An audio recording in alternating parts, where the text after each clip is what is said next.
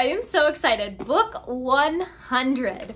It's time to get cozy and whimsical this spooky season. You're about to watch me read The Only Purple House in Town by Anna Guire. I'm going to be updating you at the 100 mark, halfway mark, and at the end with my final thoughts as I'm reading the book. So let's go back in time to right before I started this book. I am so excited. Book 100. After this book, I'm just really excited about it because last year I read 105 books and now we're in October and this is going to be book 100, and I typically read between 8 to 13 books a month. So I'm going to be beating my record this year and I'm really excited. So from my understanding, The Only Purple House in Town is actually the 4th book in a series, but can be read as a standalone. And honestly, I panicked a little bit because I was like, wait, this is the 4th book. I'm about to read the 4th book. I don't know what the other books are. But then I checked and you can read it as a standalone. So we're still okay. Like that time when I read Once Upon a Broken Heart before I read the Caravel series and I was like, wait, what?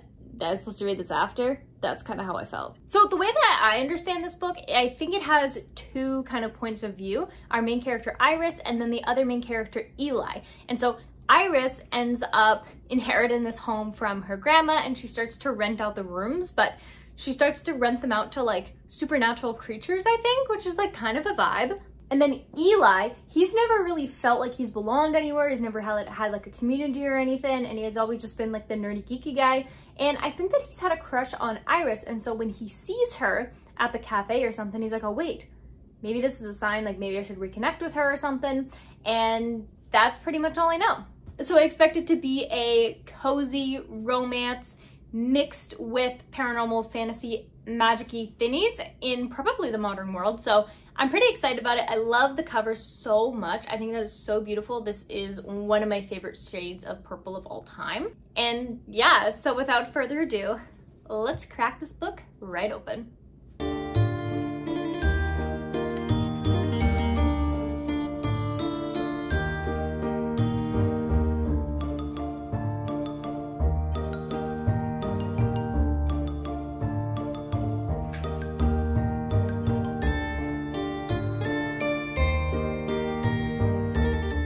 So I'm now a little bit more than 100 pages into The Only Purple House in Town, and here are my thoughts so far. This book is definitely given magical, cozy kind of vibes, which is exactly what I was looking for. I don't know how it's the 4th book in a series, but I understand it's a standalone, so I feel like there's a lot of things that happen maybe in the background that are hints towards those other books, but yeah, I'm not confused or anything, and everything seems to be moving smoothly, which is good. So we have the 2 POVs. We have Iris and we have Eli, and Iris basically comes from a family of psychic vampires, and so instead of feeding on blood, they feed on emotion and stuff, and so she has a bunch of older sisters and she has her mom and her dad, but she's kind of the outcast in the family. And everybody puts the blame on her all the time and they don't seem to respect her, and they always just they're just really rude to poor Iris. And Iris has all of the reasons to not like these people. One of her sisters stole her boyfriend from her. I'm like, what? The other ones are just super rude to her, or always saying that everything's her fault. Her mom doesn't seem to care about her at all, and just oh, Iris is such a loser, she dropped out of college, all this stuff. Nobody supports her. And her dad, he'll listen to her, but he's too kind of timid to stand up for her. And when he does, everybody thinks that Iris is just crying to dad. And so she does not have a good relationship with her family. But despite it, she's still such a caring and sweet person, and she goes out of her way to help people. And she's really selfless, and I really do like her character. I'm excited to see where her character's gonna go, because she seems to be the only one in her family who did not get the psychic vampire abilities, which probably means that she has some other undiscovered power, which honestly she deserves, because she's just sweet and gentle, and she is so broke. And she inherited this house from her great aunt, and she's rented out the rooms and stuff, and it's really wholesome. Although I'm really conflicted about Eli's character, because I can't figure out if he's kind of a creepy stalker in a way. Okay, let me try to explain this to you. Eli went to school with Iris when they were really, really young, and she stood up for him because he was being bullied. And ever since then, he's kind of had this little bit of crush on her, but then his parents passed away and he had to move. And so he still kind of checks up on her like through social media, but she doesn't really remember him. And I'm like, okay, this is where it's like a little bit creepy because he's pretty much like internet stalking her, which I don't think is like wrong. Like, I mean, I like to randomly check up and see like what people from my hometown are doing, but he does it like every single month. It's like a ritual. And I'm like, okay, that's like a little bit weird. But I think the part that's perhaps the most kind of like conflicting for me is that he ends up becoming her roommate. But it was like an accident. Like, he tried to go over to say like,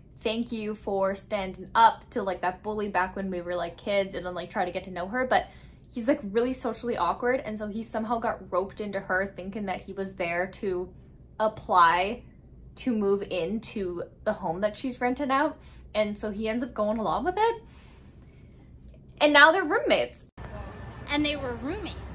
Oh my god, they were roommates. And like, I don't know how I feel about it because she doesn't know who he is and he knows who she is. And like, he's trying to get to know her, but I think it's because he didn't mention that he does know her and that he's been like internet stalking her. That's why I'm like a little bit like, I'm really conflicted. I don't know. What do you think? Please let me know in the comments. What do you think about this kind of situation? Another character that we got to know is Henry Dale, and he's basically like this old man who's also one of the roommates. And I really like his character. He's basically a retired contractor, and so he's basically repairing the house because he wants to. He finds it fun, like he can't find any work anymore because no one wants to hire like an old man. And so Iris will basically like reduce his rent because he's going to be like improving the home, and that's gonna like increase the value of the home and all this stuff. And so it's like this cute found family kind of vibe going on. And right now there's just like the three of them. There's Iris, Eli, and Henry Dale. And they've been working on the other rooms for more roommates. And so I'm like, ooh, I wonder what that's gonna be like. Cause like on the cover here, there's a couple interesting looking characters with like winds and I don't even know what these are, like serpents or something coming out. So it seems that she's just kind of renting out rooms to people who are on more of the magical end. And there's a lot of like lore behind this that, and what I imagine was probably like maybe the first book in the series, I don't know. But basically the witches had come out and basically explained to the world that magic does exist and that they exist and they don't want to hide anymore. And so all of these magical kind of beings are now, people are aware of their existence, and there's like hate groups obviously because people gotta hate, and then there's also like support groups and people just trying to like integrate and understand that there are different kind of like magical people in the world. And so I think that that's a really cool kind of set it and premise, that this is like something new that has happened and that Iris is one of them and Eli is one of them. I'm not sure about Henry Dale yet. He right now just seems like a regular human, but you never know. And I'm excited to see, like, are all of the roommates going to be this cool like magical creature people? I hope so. That would be really cool. So I'm going to continue to read The Only Purple House in Town, and I will update you around the halfway mark. So I will see you then.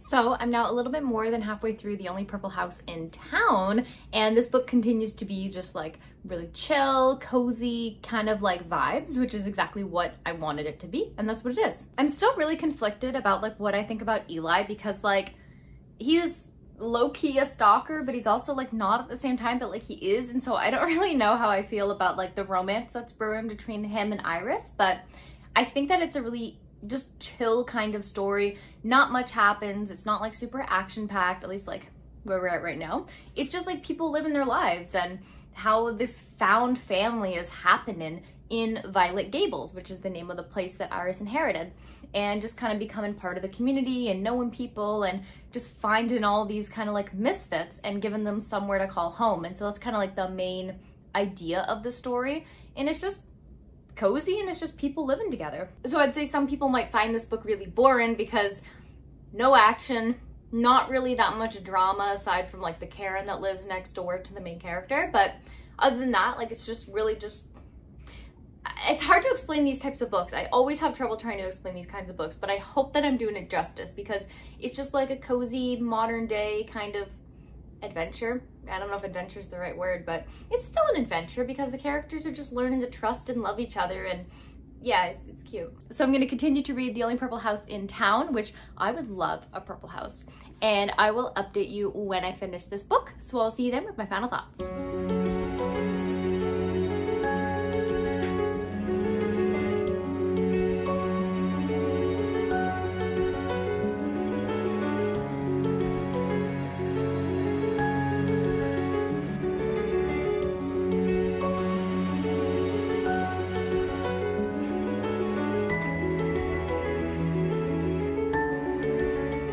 I just finished The Only Purple House in Town, and this was a really cozy book that had a lot of really great representation. I liked that you had magical kind of like people living with humans and kind of what that looks like and how is society basically like adapting to improve this and like kind of like make sure that everybody is just happy and has a good place. And it's like some of these witches, they have their own kind of like places that you can just like pay them and get some spells done for you.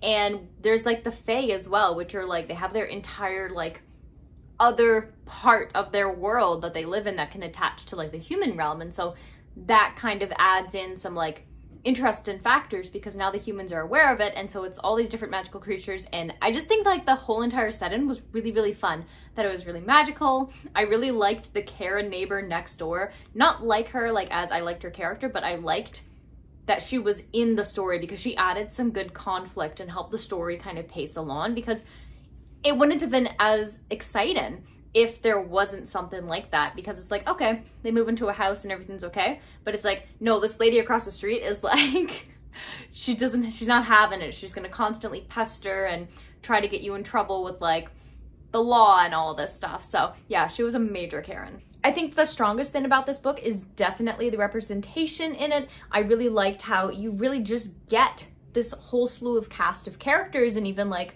side characters, and it's just, whoa, do you see that? That was the lightning outside. But it's really cool because one of the main characters is non-binary. There are some gay characters, there's an asexual character, there's bisexual characters, there's a trans character, and I just love that the book was able to bring all of these people to life and have them in this type of story in this cool magical setting. So I thought that was really great. Honestly, to me, that's the best part of this book. I did never really get behind the Iris Eli romance story.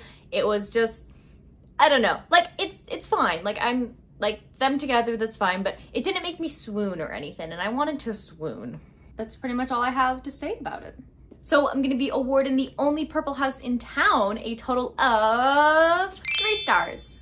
Nothing to write home about. It's a fun kind of cozy book, cozy read, definitely good for the fall time season. It's magical, it's whimsical, and it's just a good time. Like I mentioned, it's not the most exciting book. Some people may find this type of book boring, but me personally, I just love following people doing everyday things. Like, it's a very slice of life type of book with some magical qualities in it. And I think all the characters are interesting. I especially loved Henry Dale, the kind of grouchy old man who moved in first, and just how he takes on this role. And it's really cute, especially like him and Rowan, and how he's pretty much adopted Rowan at this point. Like it's very cute. It's a good time. And yeah, I mean, it's not like the best book you'll ever read, but it's cozy. If you want something cozy, it's a cozy book. So the next book that I'm going to be reading is The X-Hex by Erin Sterling. This will be book 101 for me, which is like, yay, so exciting. And I've talked about this book before, about how much I really wanted to read this book. And so yeah, as you can tell, I'm going to have high expectations. So this is what I'll be reading next.